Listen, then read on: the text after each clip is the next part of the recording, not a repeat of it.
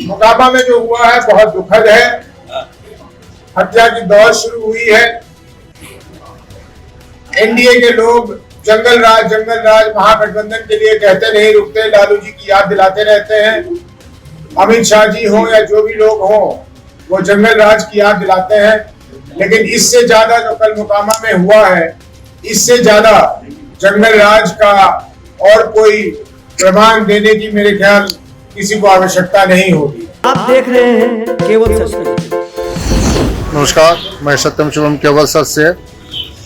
आज सहरसा में जनसुराज के राष्ट्रीय अध्यक्ष पप्पू सिंह द्वारा प्रेस कॉन्फ्रेंस आयोजित की गई थी। प्रेस कॉन्फ्रेंस में चर्चा करते हुए उन्होंने बताया कि सहरसा विधानसभा में इस बार जनसुराज के प्रति लोग बहुत आश्वस्त है। उन्होंने कहा कि यहाँ पे जनसुराज के सीधी टक्कर एनडीए प्रत्याशी से होगी। उन्होंने सहरसा विधानसभा हो या सिमरी बख्तियारपुर या सोनबरसा या मैसी, सब में उन्होंने कहा जो कुछ आमूलचूल परिवर्तन हो सकते हैं। उन्होंने मोकामा में दुलारचंद यादव की हत्या पर अपनी प्रतिक्रिया दी और कहा कि एनडीए वाले हर समय लालू जी को जंगल राज की याद दिलाते रहते थे, लेकिन इससे बड़ा जंगल राज और क्या हो सकता है। आइए सुनते हैं राष्ट्रीय अध्यक्ष पप्पू जी को। चुनाव भवन के दौरान मैं परसों रात को सहरसा आया था और कल सोनबरसा, सहरसा और कुछ हिस्सा महेशी का मुझे घूमने का अवसर मिला।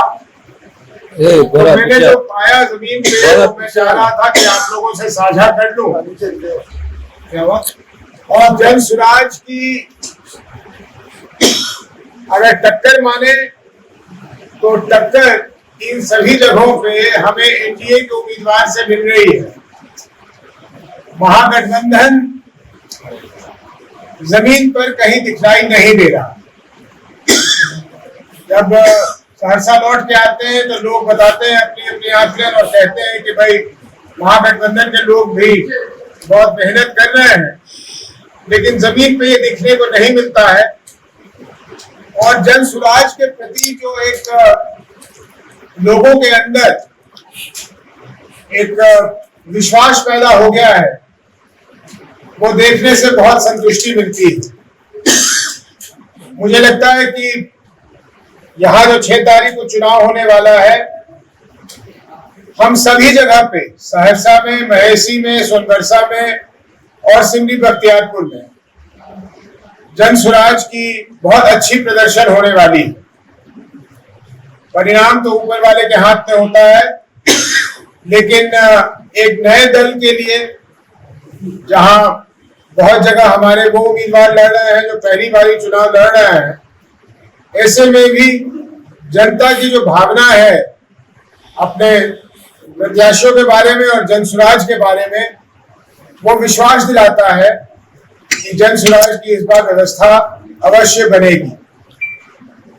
जब चुनाव शुरू हो रहा था तो 1 साल पहले जब हम लोग आकलन कर रहे थे तो सहरसा को बहुत मजबूत स्थिति में नहीं पा रहे थे उस समय में, लेकिन हमारे जिला के अध्यक्ष नवल जी, अमृत राज जी और यहाँ के सभी जनसुराज के लोगों ने मिलकर सहरसा को एक बहुत मजबूत स्थिति में लाकर खड़ा किया है और सुखद परिणाम हम लोगों के लिए आने की संभावना है, जिससे बिहार में एक बदलाव होगा और बिहार के लोग सच मायने में पहली बार 30 वर्षों के बाद एक विकास के राह पे चल पड़े।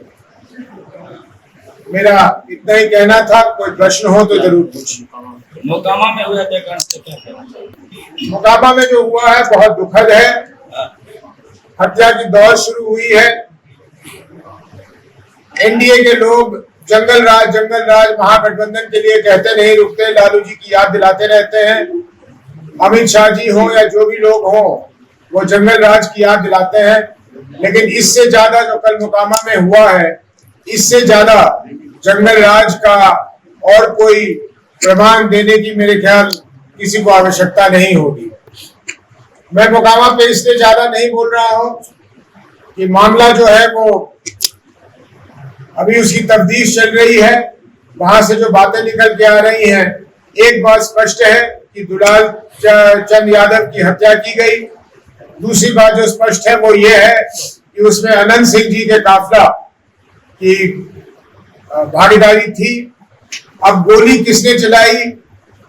अनंत सिंह ने, कुछ लोग कहते हैं अनंत सिंह ने गोली चलाया, कुछ लोग कहते हैं उनके सहयोगियों ने गोली चलाया।